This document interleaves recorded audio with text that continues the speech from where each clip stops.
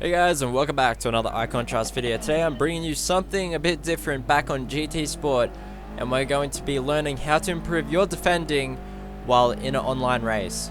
Now this was just a social race, but definitely none of this is staged, so this is all hardcore racing, and hopefully I can give you a few tips on how to help keep your position even if the car behind you is a bit faster, or if they're on fresher tires, more fuel, etc.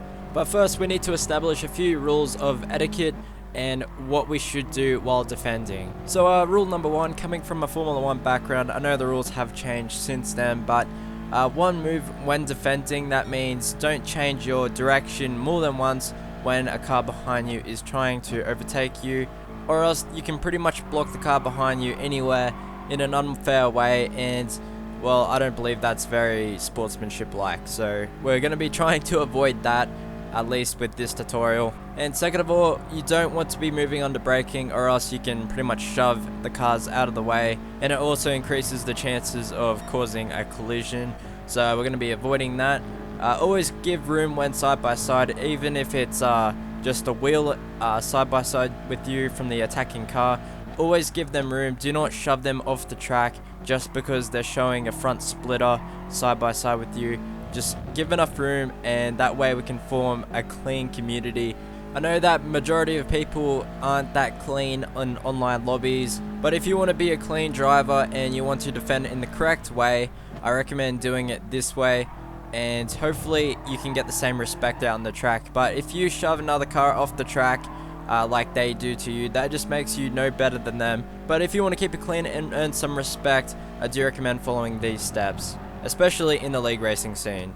Don't brake check is pretty obvious. Don't brake check in a high speed area like you're on maximum throttle, and give the car behind enough time to react when you're making your defensive maneuver, because there's nothing worse than being an attacking car and receiving a penalty for the fault of a defending car in front of you. But enough with the boring rules, let's get into some scenarios and tips and tricks that I would recommend when you're trying to keep the car behind you behind. So my first tip, especially in low speed corners, is always pull to the inside when defending. As you can see, the car in front is not at the inside line right now, but he eventually moves over to the right hand side, which makes it a whole lot difficult for the car behind you to overtake, as they have to go around the outside. So now he pulls to the inside, and right there is where you should be, parking it on the apex and forcing the car behind you to go right around the outside, making it as hard as possible. But what he does then is run wide, and that's exactly what you don't want to do, as it opens up the gap for the car behind to squeeze through there. And as you can see, I make the move on him. Try to break the slipstream as much as possible by keeping the car behind you away from the back of your car by moving left or right. And as you can see, I do not end up defending the inside line enough,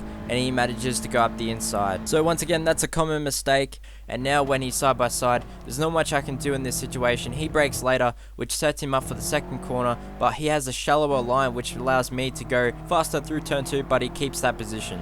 Next up, we got the inside line. Once again, he hasn't defended the inside, so we're going to jump right up the middle. I cannot stress enough how important it is to defend the inside line, and that it just makes it a whole lot harder for the car behind to overtake you. But also, never defend unless it's absolutely necessary, as it will cost you time and put the car behind you even more on the back of you.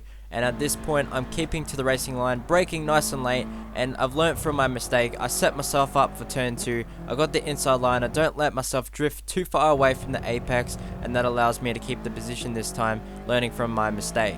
This time we have a scenario where the car behind is not quick enough to get side by side with this before the corner, but you know they're going to make a lunge, so stick to the racing line if you know their lunge would involve them going wide, and that's exactly what's happened here. So I get the switch back on him, and I get the momentum for the next corner as well, so that set me up nicely. But only do this if you know they're going to run wide and they're too far back to hold that apex.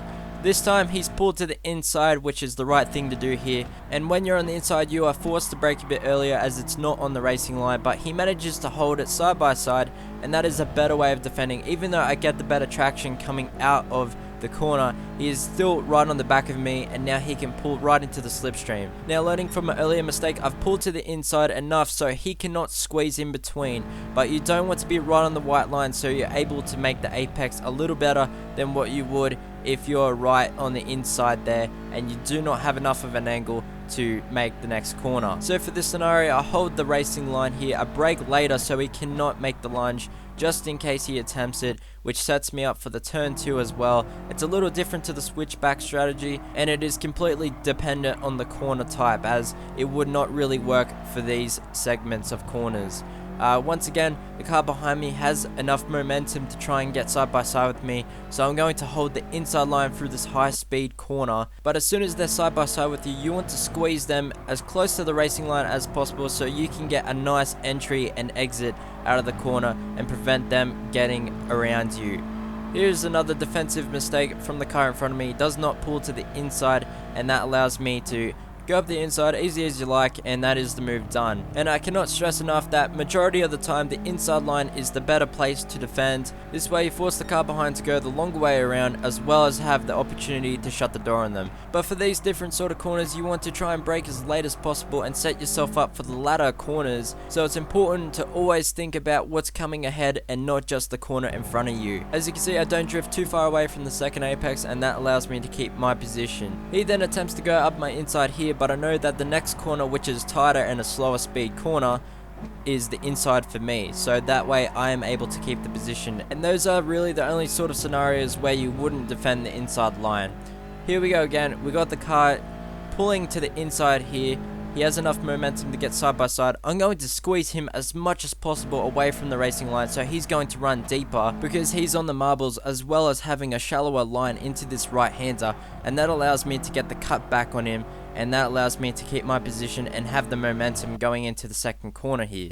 But as you can see, he manages to keep side by side and does not squeeze me to the racing line. I'm keeping him as shallow as possible, which makes him have no sort of turn-in advantage here, and that allows me to run it around the outside and keep that position. Here we go again. I believe the car had enough speed to get side by side with me in this circumstance, so I pulled to the inside, made enough of a gap so that he couldn't get through it, but allowed me to take enough of a decent line through turns 1 and 2 to keep him behind. Also important to try and brake as late as possible and not let them go around your outside in that circumstance, but it always allows you to shut the door on them if you take the inside line in that circumstance. Now this is the exact opposite. I actually squeeze him to the racing line where he did not, and that allows me to keep that position by having a better racing line into that corner than what he had in the previous attempt. So if you're side by side with them and they have the inside line, you want to make their racing line as shallow as possible. That way it gives you the best opportunity to go around the outsider and keep that position, and hopefully it can give you the momentum going into the second corner as well. And using those methods, I've almost kept this car behind me for about 30 laps when he had fresher tires than me, so it definitely does work. Hopefully you can use these tips. Once again, I'm going to go over what the main takeaway points from this video are, and that is definitely always attempt to defend the inside line in most scenarios. Other than that, you want to be sticking to the racing line as much as possible. If you do not need to defend, do not defend, as it will slow you down by getting off the racing line, as the racing line is the fastest way around the circuit, and you do not want to leave that as much as possible to keep the car behind you at a distance. And even at a distance, if the car is starting to close in on you, you definitely want to try and break the slipstream as early as possible on the straights. Try moving to the left or right. Make sure they have to follow you out of the racing line to try to attempt to get that slipstream, to try and deter them away from using it, and then that way you can get back onto the racing line just before you reach the corner once again, and then hit the apex nicely for that. If they get into your slipstream and they get right onto the back of you, but you know that the distance it takes for them to try and get side by side with you going into the corner involves them braking later, and that braking later would involve them running wide, then you want to maintain the racing line, let them go up your inside, and then try to do the switch back, especially through corners that would involve you getting a good exit from. Not so much for the turn 1 and 2 from this track, as there's not much to be gained from doing it.